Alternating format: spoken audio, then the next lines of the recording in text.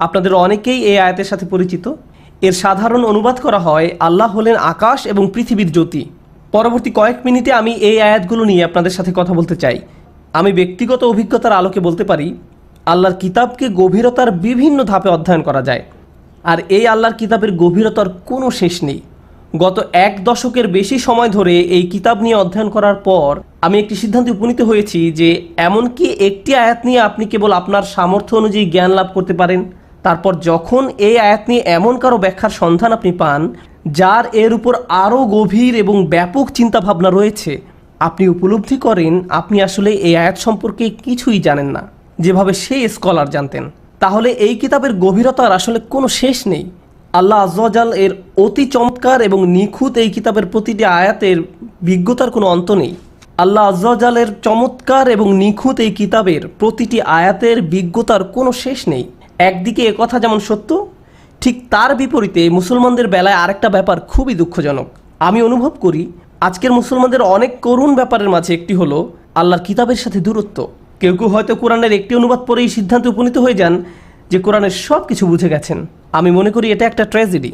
আমরা একটা অনুবাদ পরেই মনে করি আল্লাহ যা বলতে চেয়েছেন তা বুঝে গেছি, কিন্তু আল্লাহ যা বলতে চেয়েছেন তা অনেক গভীর, অনেক বেশি তাৎপর্যপূর্ণ এবং অনেক অনেক সুন্দর, যা মানবীয় কোনো বুদ্ধি এবং প্রচেষ্টা দিয়ে পুরোপুরি ব্যাখ্যা করা অসম্ভব।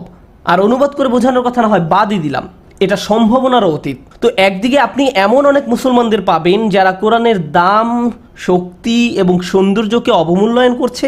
অন্যদিকে আপনি এমন অনেককেই পাবেন যারা আল্লাহর কিতাবকে গভীরভাবে অধ্যয়ন করেন এবং এর সৌন্দর্য এবং শক্তিমাত্রা উপলব্ধি করার চেষ্টা করেছেন।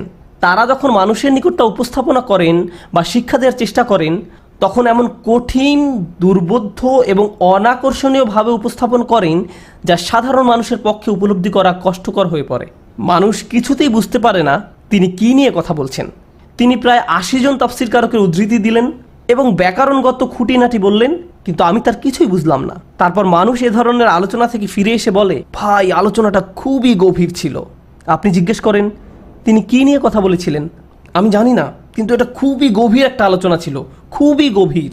এজন্য আমি নিজেও কিংকর্তব্য বিমূঢ় হয়ে পড়ি। একদিকে এই আয়াতগুলো গভীর এবং সৌন্দর্যপূর্ণ, আমি সামান্য যা কিছু অধ্যয়ন করতে পেরেছি তাতেও মাঝে মাঝে কোরআনের সৌন্দর্য দেখে এত অভিভূত হয়ে পড়ি যে আমি পড়া বাদ দিয়ে উঠে পড়ি এবং কিছুটা বিরতি নেই। অল্লাহি মাঝে মাঝে আমি কোরআনের কিছু আয়াত ভালোভাবে অধ্যয়নের সিদ্ধান্ত নেই, তারপর এই আয়াতগুলো নিয়ে কয়েক সপ্তাহ বা কয়েক মাস অধ্যয়ন করি। সে সময় আমি হয়তো কোনো তাফসীর পড়ছি, খাতায় নোট করছি, অথবা সংশ্লিষ্ট আয়াতগুলো নিয়ে কোনো স্কলারের আলোচনা শুনছি, প্রয়োজনীয় কিছু খাতায় লিখে রাখছি। তখন আমার ব্রেইন আল্লাহর আয়াতের গভীরতায় এত বেশি অভিভূত হয়ে পড়ে যে আমাকে সব কিছু বন্ধ করে উঠে পড়তে হয়। আমি আমার বাচ্চাদের সাথে খেলা করি, ভিডিও গেম খেলি বা কিছু একটা করি যেন ব্রেইনটা কিছুটা বিশ্রাম নিতে পারে, কারণ এর গভীরতা আমাকে পুরোপুরি অভিভূত করে দেয়।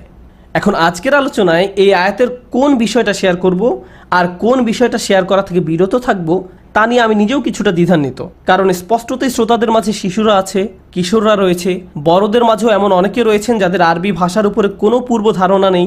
তারা এমনকি তাফসীর বলতে কী বোঝায় তাও জানেন না।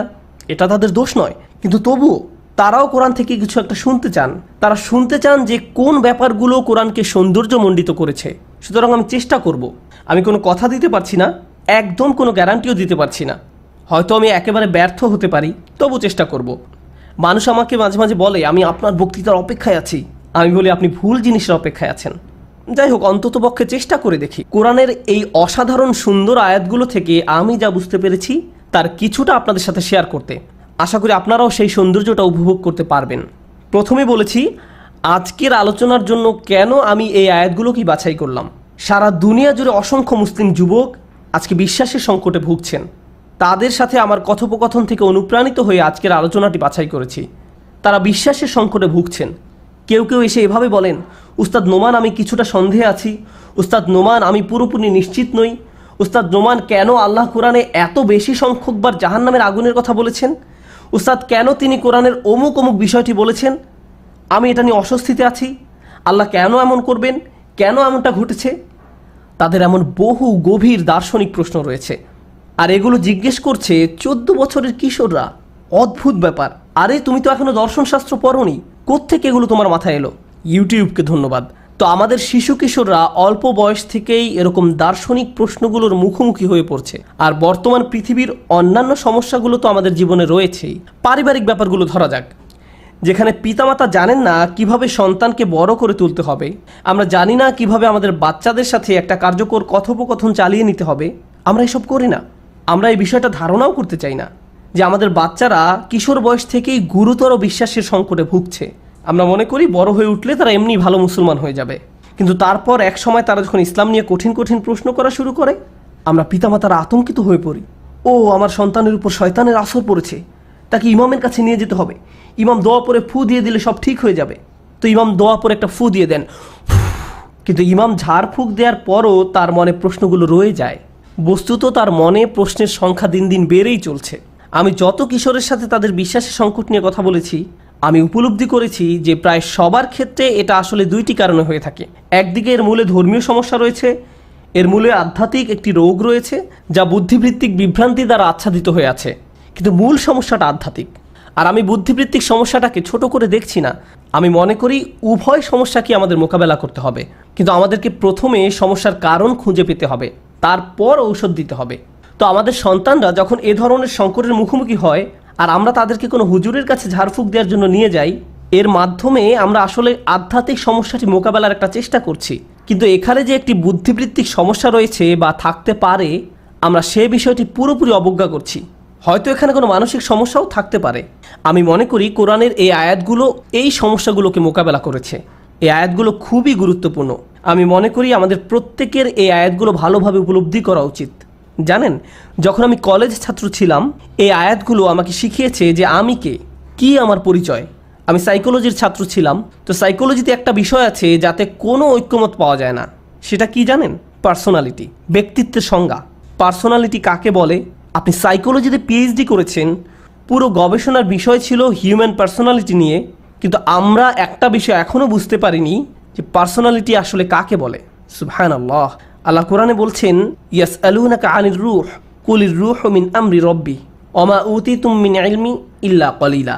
তারা আপনাকে রূহ সম্পর্কে জিজ্ঞেস করে, আপনি বলে দিন যে রূহ আল্লাহর আদেশ মাত্র, আর এই সম্পর্কে তোমাদেরকে খুবই অল্প জ্ঞান দেয়া হয়েছে। আমরা আমাদের সম্পর্কে খুব সামান্যই জানি, বিশাল বরফের স্তূপ থেকে সামান্যতম বরফখণ্ডের মতো। আল্লাহ আমাদের সম্পর্কে এমন কিছু বলেছেন যা দর্শনে পাবেন না সাইকোলজিতেও। এটি কেবলই আল্লাহর কাছ থেকে আসে। আমি যখন এই আয়াতের আলোকে নিজেকে দেখতে শুরু করলাম, নিজের সম্পর্কে আমি এমন কিছু আবিষ্কার করলাম যা একা একা আবিষ্কার করা সম্ভব হতো না। আমি সত্যিই নিজেকে ভিন্নভাবে দেখতে শুরু করলাম, এবং সেখানকার কিছু অংশ আপনাদের সাথে আজকে শেয়ার করব ইনশাআল্লাহ। যদিও আমার হাতে সময় খুব বেশি নেই। আল্লাহ এভাবে শুরু করেছেন, তিনি নিজেকে আসমান এবং জমিনের আলো হিসেবে আখ্যায়িত করেছেন। অনেক আলেমই বলেছেন এটি আসলে এক প্রকার আলংকারিক রূপকের ব্যবহার, অর্থাৎ আসমান এবং জমিনের আলো নিয়ে আপনি যেভাবে চিন্তা করেন, আল্লাহ সুবহানাহু ওয়া তাআলা সম্পর্কেও সেভাবে ভাবতে পারেন। এই রূপকের অর্থ কি?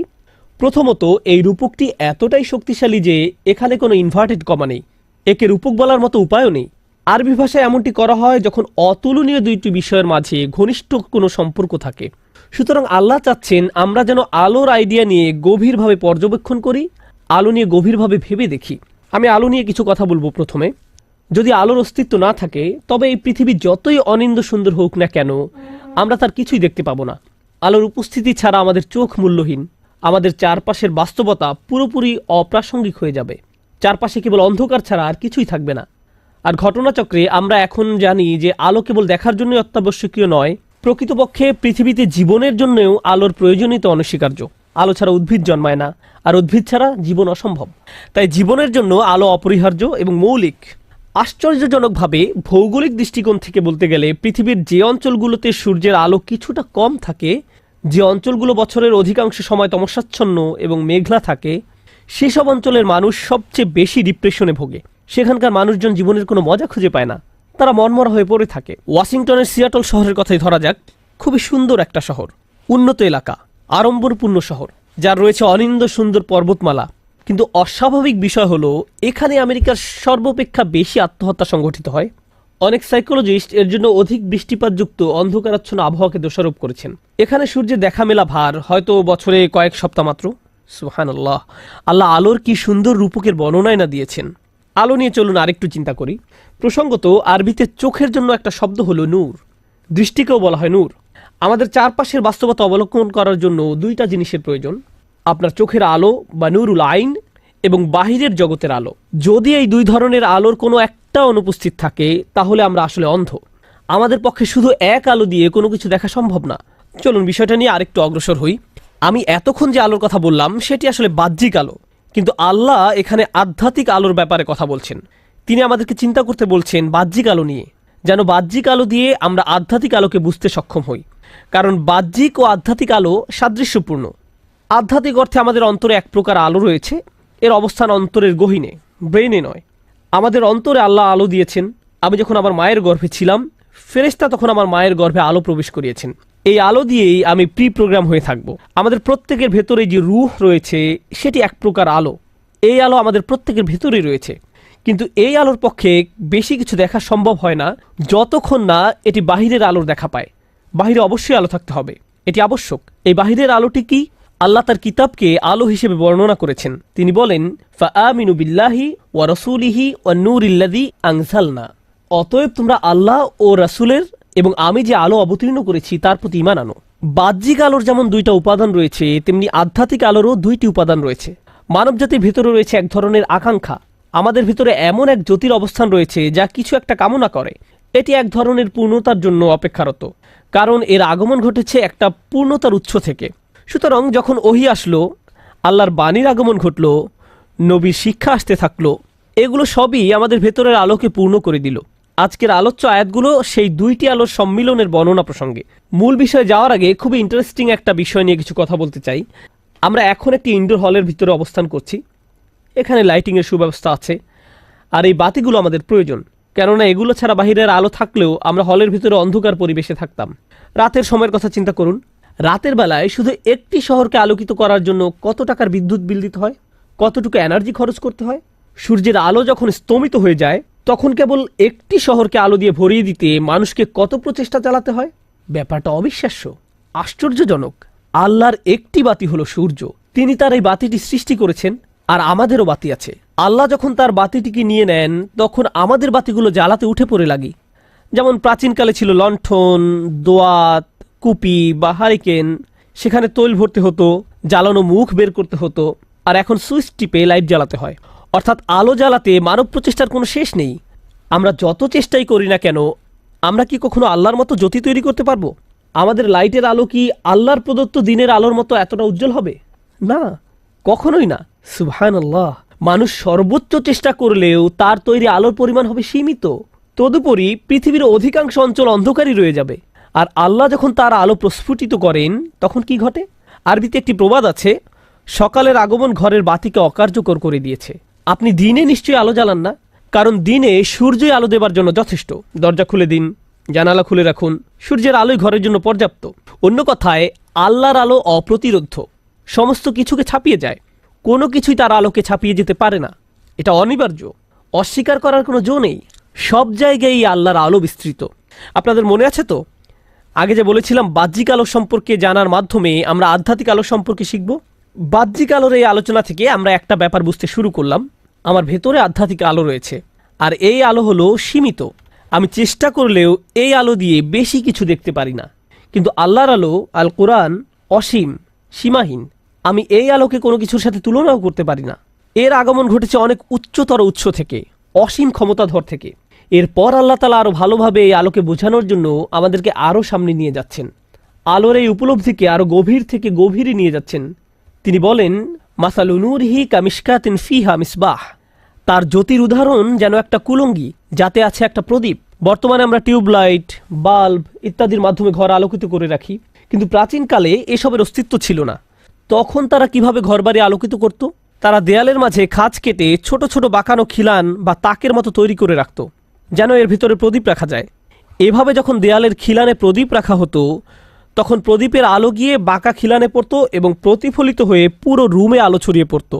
তারা এমনভাবে এটাকে ডিজাইন করেছিল, এটা প্রথমে আলো ধারণ করত এবং পরে তা আশেপাশে ছড়িয়ে দিত। এর আকৃতি ছিল বাঁকানো তোরণের মতো, প্রাচীন কোনো মসজিদের বাঁকানো দরজার মতো। একেই বলা হতো মিশকাত বা কুলঙ্গি। আল্লাহ তার আলো সম্পর্কে বলছেন, যদি আপনি আল্লাহর আলোর উদাহরণ নিয়ে ভাবতে চান তবে এটার এক প্রকার অর্থ হবে কুলঙ্গি বা কোটরের ভিতরে প্রদীপ। ফিহা মিসবাহ, মিসবাহ শব্দটি আরবিতে ইসমে আলাহ, সাবাহ শব্দ থেকে এর উৎপত্তি, অর্থ সকাল।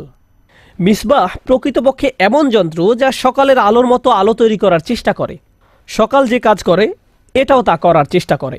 এটি সচেতনতা ও সতর্কতা বোঝাতে ব্যবহৃত হয়। এজন্যই প্রাচীন আরবিতে কাউকে মনোযোগী হওয়ার জন্য বলা হতো আসবিহ। স্পষ্টত আপনি যদি আপনার চারপাশের বাস্তবতা সম্পর্কে সচেতন হতে চান, আপনার এমন কিছুর দরকার যা আলো তৈরি করে। এই সুন্দর রূপকের উদাহরণ নিয়ে চলুন আরেকটু অগ্রসর হই। বাড়িতে একটা কুলঙ্গি বা কোটর আছে, যে কোটরের ভেতরে প্রদীপ আছে। ফিহা মিসবাহ, ফিহা মিসবাহুন, আল মিসবাহু ফিল জুজাহ। আগের দিনে বর্তমান সময়ের মতো বাল্ব, লাইট ইত্যাদি ছিল না। তখনকার সময় মানুষকে মোমবাতির মতো কিছু একটাতে আগুন জ্বালাতে হতো, কিন্তু জ্বলন্ত মশালটাকে উন্মুক্ত রাখা হলে সেটা বাতাসে দুলতে থাকে, ঝিরঝির করে কাঁপতে থাকে। ফলে আলোর সব বিক্ষিপ্ত অবস্থায় স্থির করার জন্য কাঁপুনি বন্ধ করতে আলোর চারিপাশে গ্লাস বা কাঁচ লাগানো হতো। গ্লাস আবার বিভিন্ন কাজ করে। আলোর শিখা কণাগুলো যখন কাঁচে প্রতিফলিত হয় তখন তা আলোকে বিভিন্ন দিকে আরও ছড়িয়ে দিতে সহায়তা করে। তাই এখন আলোর বিচ্ছুরণের জন্য দুইটি উপায় হয়ে গেল। আবার বাহির থেকে যদি বাতাস আসে বা ঘরে যদি ফ্যান থাকে তবুও আলো নিভবে না। ঘটনাচক্রে আজকের দিনের বাল্বগুলো কিন্তু চারদিক থেকে গ্লাস দিয়ে নির্মিত, তাই না? অবশ্যই। তাই আগের ধারণা আসলে এতটা পরিবর্তিত হয়নি। আল মিসবাহু ফিল জুজাহ, প্রদীপটি গ্লাসের ভিতরে অবস্থিত। আমি কিন্তু এখনও রূপকটির ব্যাখ্যা করিনি, কেবল অনুবাদের অর্থ বুঝাচ্ছি। এরপর আল্লাহ তাআলা বলছেন আল জুজাজু কাআন্নাহা কাওকাব। এরপর আল্লাহ তাআলা বলছেন আল জুজাজু কাআন্নাহা কাওকাব, গ্লাস নিজেই যেন অতি উজ্জ্বল তারকা। আচ্ছা, আমরা এতক্ষণ যা পড়ে বুঝলাম তাতে তো প্রদীপটি অতি উজ্জ্বল হিসাবে মনে করছিলাম, কিন্তু আল্লাহ বলছেন এমনকি প্রদীপটির চারিপাশে গ্লাস যখন মিটমিট করে জ্বলতে থাকে তখন গ্লাস নিজেই যেন অতি উজ্জ্বল তারকা। এরপর আল্লাহ দুর্রি শব্দটি ব্যবহার করেছেন। রূপকের আয়াতে ব্যবহৃত এই আরবি শব্দটি বেশ মজার। এর অর্থ কোনো কিছু নিজে নিজেই জ্বলে ওঠা, যেন আলোটি নিজেরই, অথচ সেটি নিজের আলো নয়। গ্লাসটি নিজে জ্বলে না, কিন্তু জিনিসটি এতটাই পরিষ্কার ও ঝকঝকে যে যখন তা দীপ্তিময় হয়ে ওঠে তখন মনে হয় সেই আলো যেন তার নিজের আলো। এমনই উজ্জ্বল কাঁচ সেটি। এটি প্রদীপটির চারিপাশে ঘেরা কাঁচ। চলুন আরেকটু সামনে যাই। ইউকাদু মিন শাজার। ধীরে ধীরে বিষয়গুলো আরও ইন্টারেস্টিং হচ্ছে। এই প্রদীপটিতে এখন জ্বালানি সরবরাহ করা হচ্ছে। প্রাচীনকালে আপনি বর্তমানের মতো বাল্বের লাইট পাচ্ছেন না, তখন আলোর প্রদীপে তৈল থাকতে হতো। কিন্তু এই আয়াতে আল্লাহ জ্বালানি হিসেবে তৈলের কথা বলছেন না, বরং একটি গাছের কথা বলছেন। গাছ থেকে জ্বালানি আসছে। কিন্তু মজার কথা হলো, এই যে আমরা এতক্ষণ আলোর রূপকের চিত্রটি নিয়ে কথা বলছি, সেটা বাহিরের নাকি ঘরের জিনিস? অবশ্যই ঘরের জিনিস। উদাহরণে একটি কোটর আছে, কোটরের ভেতরে আছে প্রদীপ। এই প্রদীপটির অভ্যন্তরে আছে জ্বালানি, আর এই জ্বালানিটি আসে একটি বৃক্ষ থেকে। এখন বলুন, গাছ কি ভেতরের জিনিস নাকি বাহিরের? বাহিরের। এর মানে আল্লাহ তাআলা ঘর ছেড়ে বাহিরের একটি জিনিসের দিকে আমাদের দৃষ্টি নিয়ে যাচ্ছেন। এটা কেন গুরুত্বপূর্ণ জানেন?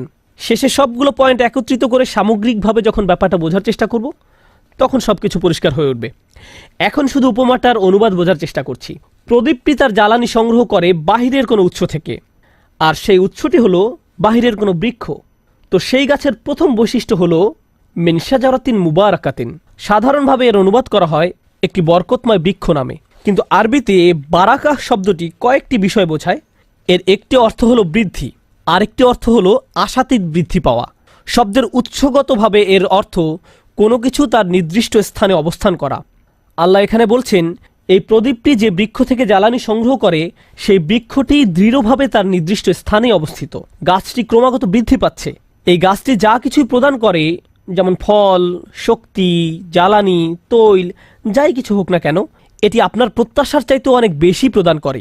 আপনি এই পাওয়াকে সীমাবদ্ধ করতে পারবেন না। চৌহদ্দির সীমানায় এর অকল্পনীয় বারাকাকে সীমিত করা যায় না। প্রতিবার আপনি যা আশা করেন তার চাইতেও বৃক্ষটি অনেক বেশি প্রদান করে। সুতরাং এই যে প্রদীপটির কথা আয়াতে বলা হচ্ছে, এর শক্তির উৎস অসীম, কোনো সীমাবদ্ধতায় যা আটকানো যায় না, কারণ এর উৎস মুবারক, বরকতময়। আমি কিন্তু মূল বিষয়টি এখনও খোলাসা করিনি, সেটা সেট আপ করার কাজ করছি মাত্র। এরপর আল্লাহ ওই বৃক্ষের আরেকটি বৈশিষ্ট্যের কথা বলছেন, মুবারাকাতিন জাইতুনাতিন। এটি একটি অলিভ গাছ, জৈতুন বৃক্ষ, জলপাই গাছ। আচ্ছা, এই পৃথিবীতে অলিভ গাছ বা জৈতুন বৃক্ষ কেন বিদ্যমান? আরবি ভাষায় তৈলের প্রতিশব্দ জাইত, সবচেয়ে পরিশুদ্ধ তৈল, যে তেলের প্রতি আরবরা হাজার হাজার বছর ধরে বিস্মিত, এমনকি আজকের দিন পর্যন্ত, সেটি অলিভ অয়েল, জৈতুন বা জলপাইয়ের তেল। খাবারের টেবিলে এই তৈল না থেকে পারে না। তারা যখনই তৈল বা জাইতের কথা মনে করে তারা তখন জৈতুনের কথা স্মরণে আনে। এজন্যই একই শব্দ থেকে জাইত শব্দের উৎপত্তি, তারা একই সাথে বন্ধনযুক্ত। এই তৈল খাওয়া যেতে পারে, খাবার তৈরি করার জন্য ব্যবহার করা যেতে পারে, সুগন্ধি তৈরিতে এর ব্যবহার আছে, এটা শরীরেও ব্যবহার করা যেতে পারে, আবার জ্বালানি হিসেবেও ব্যবহৃত হয়। এর অসংখ্য উপকারিতা রয়েছে। এটাই জৈতুন। এবং এরপর আল্লাহ তাআলা আরও অসাধারণ সব বৈশিষ্ট্য তুলে ধরেছেন এই গাছটির। তিনি বলেন, লা শারকিয়াতিন ওয়ালা গারবিয়া, গাছটি পূর্বমুখী নয় এবং পশ্চিমমুখীও নয়। অর্থাৎ গাছটি পূর্ব বা পশ্চিম প্রান্তের কোনো অরণ্যের নয়, এটা নিজের স্থানে নিজেই অনন্য।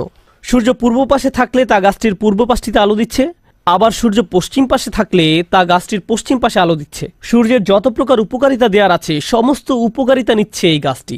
আর এই ধরনের গাছ সর্বাপেক্ষা বিশুদ্ধ তৈল সরবরাহ করে। চলুন এবার রূপকের উদাহরণে ফিরে যাওয়া যাক। সংক্ষেপে পুরো বিষয়টা আরেকবার ঝালাই করে নেই। আল্লাহ তাআলা যে আলোর বা নূরের কথা বলেছেন তা একটি ঘরের মধ্যে দেয়ালের কোটরে আবদ্ধ। ঘরে আলো অবশ্যই রাতে প্রজ্বলিত হয়, সুতরাং আপনি রাতে আলো জ্বালালেন, আলো নির্দিষ্ট জায়গায় রাখতে তার চতুর্দিকে আপনি গ্লাস দিয়ে প্রদীপটিকে সুরক্ষিত করে রাখলেন। এই গ্লাসটি আবার অতি উজ্জ্বল দীপ্তিময়, যেন আকাশে উজ্জ্বল তারকাগুলির মতো আলো ঠিকরে পড়ছে। তারকার কথা বললে কিসের কথা মনে পড়ে? আকাশের কথা।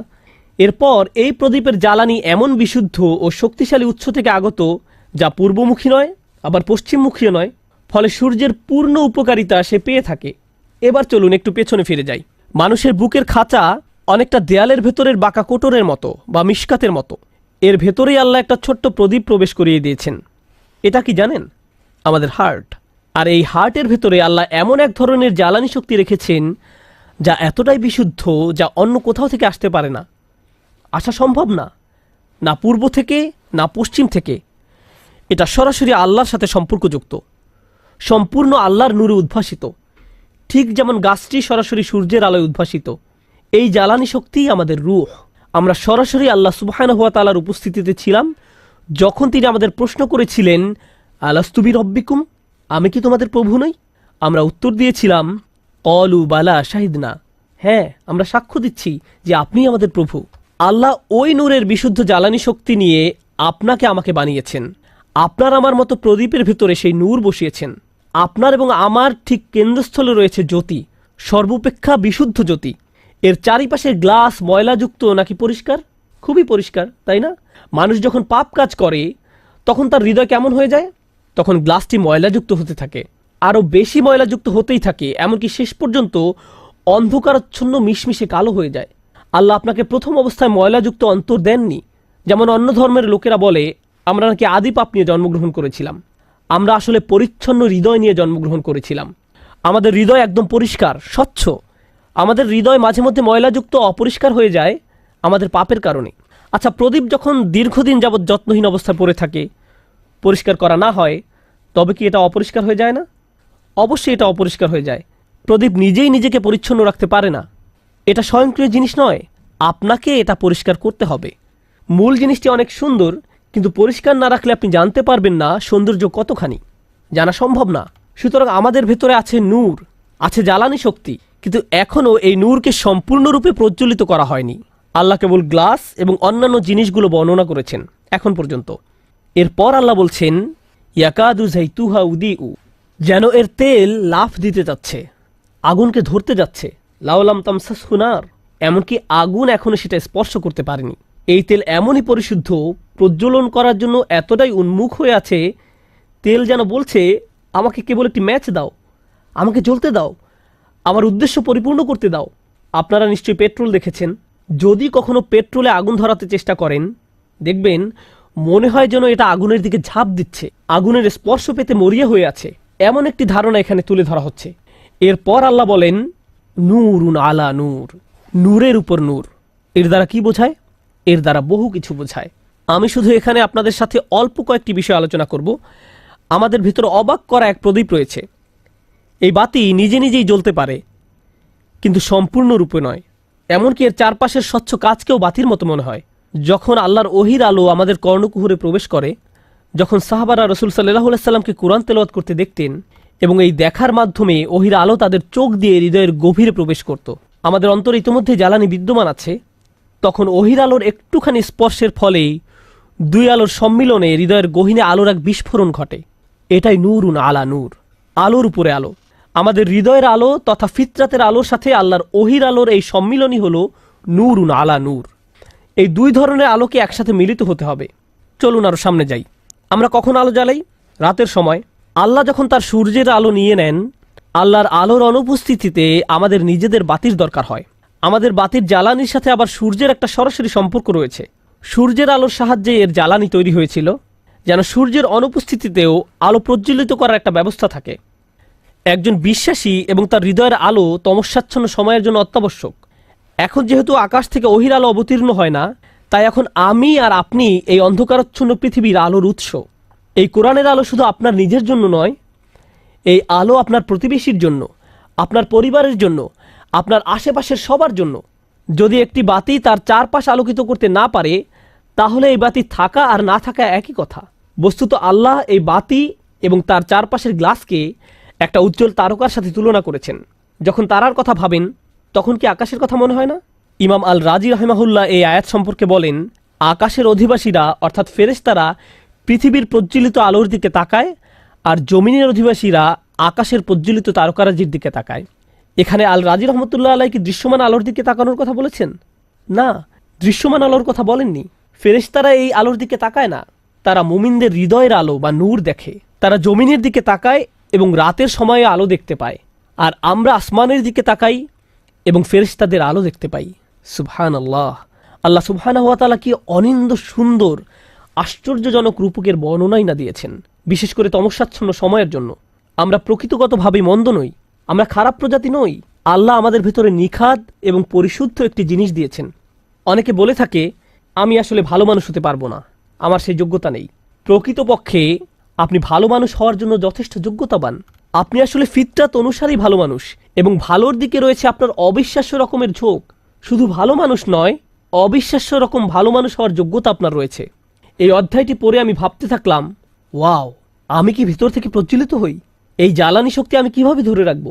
কারণ জ্বালানি আসলে ভেতর থেকে আসে না, তাই না? জ্বালানি আসতে হয় বাহির থেকে। কারণ আমাদের হৃদয়কে খাবার দিতে হয়, হৃদয়কে পরিষ্কার পরিচ্ছন্ন রাখতে হয়। আর এজন্যই আল্লাহ আমাদেরকে ওহী দিয়েছেন। আল্লাহ আমাদেরকে এই কিতাব দিয়েছেন যেন আমরা সর্বদা এটা পড়ি, মুখস্থ করি এবং এর আয়াতগুলো নিয়ে চিন্তা ভাবনা করি। আর প্রতিবার যখন এগুলো করতে থাকি, তখন আমাদের নূর আরও শক্তিশালী থেকে অধিক শক্তিশালী হতে থাকে। অন্তরের শক্তি দৃঢ় থেকে দৃঢ় হতে থাকে। কোরআনের নূর এটাই করে। এরপর আল্লাহ বলেন, ইয়াহদিল্লাহু লিনূরিহি মাইয়াশা। আল্লাহ যাকে ইচ্ছা হিদায়াত করেন তার নূরের দিকে। আল্লাহ যাকে ইচ্ছা তার নূরের দিকে নিয়ে আসেন। এর মানে আমরা যারা এখন এই বই পড়ছি, তিনি তার কিতাবের দিকে, ওহির দিকে আমাদের হেদায়েত প্রদর্শন করছেন। তার রাসূলের সুন্নাহর দিকে পথ দেখিয়েছেন। আমাদের ভেতরে যে আলো রয়েছে সেটাকে মূল্যায়ন করেছেন। তিনি আমাদের সেই আলো দিয়েছেন। কিন্তু জানেন, আল্লাহ বলেননি যে ইয়াহদিল্লাহু ইলা নূরিহি, বরং তিনি বলেছেন ইয়াহদিল্লাহু লি নূরিহি। এই লাম ব্যবহৃত হয় যখন কোনো শেষ সীমায় পৌঁছান। এর অর্থ কি? আপনি আমি যখন আল্লাহর রহমতের শেষ দিবসে জান্নাতের দরজায় যাব, আমরা তখন কি বলবো? আলহামদুলিল্লাহিল্লাযী হাদানা লি হাযা ওয়া মা কুন্না লিনাহদিয়া লাউলা আন হাদানাল্লাহ। আলহামদুলিল্লাহ, যিনি সমস্ত পথ দিয়ে দিয়ে এই দরজা পর্যন্ত আমাদের পথ প্রদর্শন করে এনেছেন। হেদায়েত জিনিসটি এখানে লাম দিয়ে তুলে আনা হয়েছে, কোনো কিছুর শেষ সীমা পর্যন্ত। তার মানে আল্লাহ বলছেন, তুমি যদি এটা ধরে রাখতে পারো, তবে আমি তোমাকে আমার নূর পর্যন্ত হেদায়েত দেব এবং আমার সাথে সাক্ষাৎ করাবো। একদিন তুমি আমার নূরও দেখতে পাবে, তুমিও একদিন আল্লাহর সান্নিধ্যে থাকবে। ইয়াহদিল্লাহু লিনূরিহি মাইয়াশা। আল্লাহ যাকে ইচ্ছা হিদায়াত করেন তার নূরের দিকে। এরপর আল্লাহ বলেন, ইউদরিবুল্লাহুল আমসালু লিন্নাস ওয়াল্লাহু বিকুল্লি শাইইন আলিম। আল্লাহ মানুষের জন্য এই উপমাগুলো দিয়ে থাকেন, আর তিনি সব কিছুই জানেন। এভাবেই আল্লাহ আলোর উদাহরণ দিয়ে বুঝিয়ে দিলেন নূর কি, তা কেমন, তার বৈশিষ্ট্য কি কি ইত্যাদি। তিনি সব কিছুই জানেন। এইটুকুই কেবল আপনার আমার বুঝের জন্য।